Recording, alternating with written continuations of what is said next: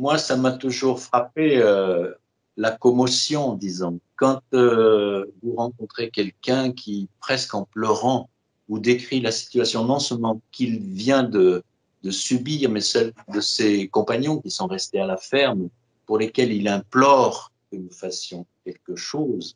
Et puis le revoir plus tard, quand le raid de la police fédérale et de l'inspection du travail a été réalisé, qui a libéré 15 personnes, 40 personnes, 100 personnes, voir le sourire de cet homme, ça vaut, je ne sais pas, toutes les pages de l'Évangile.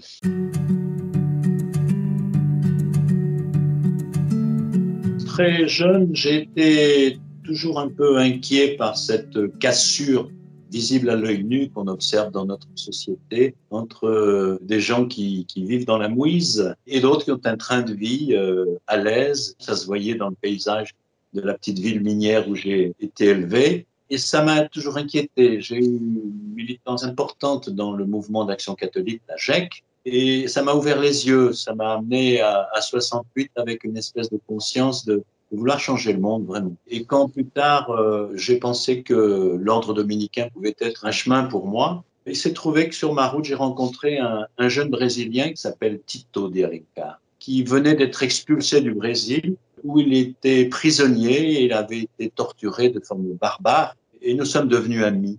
Il était détruit de l'intérieur. Sa passion, qui a terminé par un suicide, m'a conduit à aller au Brésil, rapporter son corps quelques années plus tard. Pour moi, il a exprimé ce que, d'une certaine manière, j'imaginais, je cherchais, j'entrevoyais. J'avais très tôt une passion pour l'Amérique latine, pour l'Église qui s'inventait en Amérique latine, pour les communautés de base, pour la théologie de la libération. Et donc, c'est assez naturel qu'ensuite, voyant de mes yeux la réalité du Brésil, j'ai eu envie d'y mettre les pieds pour plus longtemps. Au départ, c'était pour quelques années et j'y suis depuis plus de 30 années.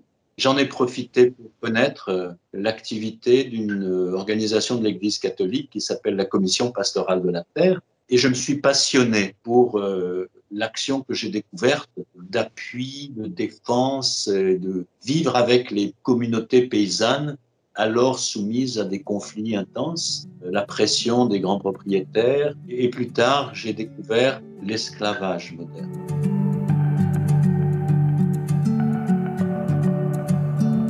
On peut dire que la pastorale de la terre, ici au Brésil, elle a une vision de la mission et de la parole de l'évangile tournée complètement vers la libération. Le message évangélique, il est « les pauvres posséderont la terre », comme dit le psaume. Et c'est notre mission de faire en sorte que la terre soit à tous, soit partagée. Partager la terre, ça veut dire restituer la dignité de chacun des membres de notre humanité. Concrètement, c'est accompagner des communautés qui sont en instance d'expulsion, qui luttent pour l'officialisation de leur titre de terre. Il y a un voleur de terre qui a gribouillé des titres faux chez le notaire. C'est accompagner au tribunal des gens qui ont été victimes de violences. Et dans mon quotidien, le plus quotidien, c'est recevoir par téléphone ou par visite des dénonciations d'ouvriers agricoles qui nous disent ils nous traitent pire que des bêtes, que ce soit le logement, l'alimentation, l'eau, les conditions de travail, l'absence d'équipement de protection, l'exposition aux poisons, enfin, toutes sortes de choses qui, dans la législation brésilienne, qualifient ce qu'on appelle l'esclavage moderne. Je me suis engagé complètement dans cette histoire. Nous avons créé une campagne en 97 qui a duré indéterminée. Et elle est encore en pleine vigueur et elle a apporté d'énormes fruits. Elle a obligé l'État brésilien notamment à avancer, à mettre en place des politiques publiques qui sont importantes. Juste pour donner une idée, on a libéré 60 000 personnes depuis 1995. Rarement je célébrais. Bien sûr, dans nos rencontres avec les communautés, toujours nous avions un moment de réflexion, parfois de prière, de chant. Nous avions des moments aussi de ce qu'on appelle la romarie, une espèce de pèlerinage qui marque la mémoire de nos martyrs.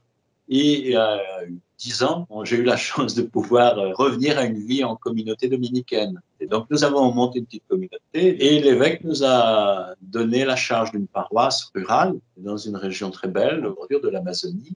Je suis un peu, dans ma qualité de frère coopérateur, un bouche-trou dans la paroisse pour les activités continues.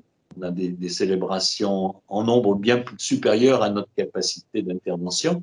Donc, je prends ma part de ces célébrations, la forme de liturgie de la parole, je prêche.